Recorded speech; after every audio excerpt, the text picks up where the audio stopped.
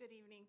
My name is Mary Lynn Pranetta, and I am the Senior Public Education Policy Advisor at Texas 2036. And I'm here today to offer some thoughts and comments on House Bill 3 and then subsequently SB 1365. So I'll turn your attention first to House Bill 3.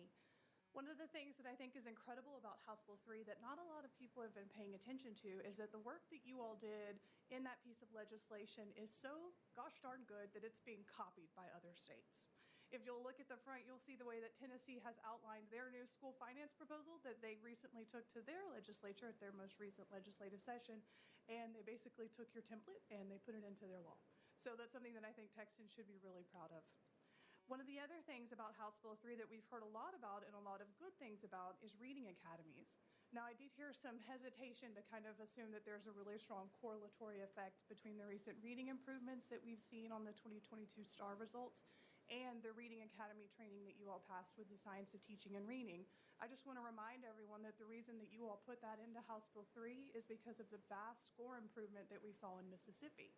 So you took the data from Mississippi, you put it into Texas law and Texas public policy, and you saw a very similar type of gain that we saw whenever Mississippi implemented the science of teaching and reading. So I think it's a wonderful bill. You've got a list of 8 great reasons why I think it's a fantastic piece of legislation, so thank you for all that you did. Next, I want to turn your attention to A through F. I want to pause to just remember the testimony that we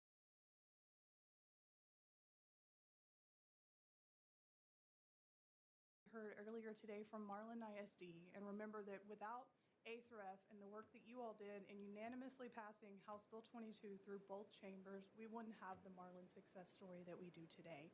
So I think that that's something that we can't lose sight of, that without the intervention in the framework and the ability to host a conservatorship in a district that does need help, without that mechanism in law, we wouldn't have that success story.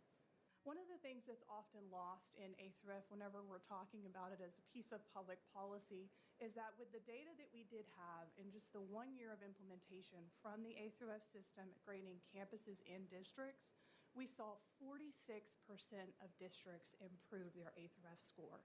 We saw 26% of campuses also improve their A through F score.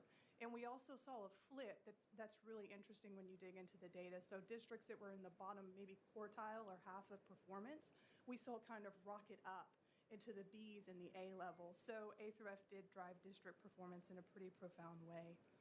Lastly, I know there's been a lot of talk over this interim about changes that we could make to the A through F system and considering other indicators, and I want to urge you all just strong caution before we adopt any new things into our assessment or our accountability system, because we have to make sure at a fundamental level that those data and those indicators meet a couple of psychometric benchmarks, that they're valid, that they're reliable, and that they're comparable, so that we can make sure that every single district in Texas is being held to the exact same standard, and there's no kind of incidental effect where because one district doesn't have a band program, that triggers a lower score in A through F.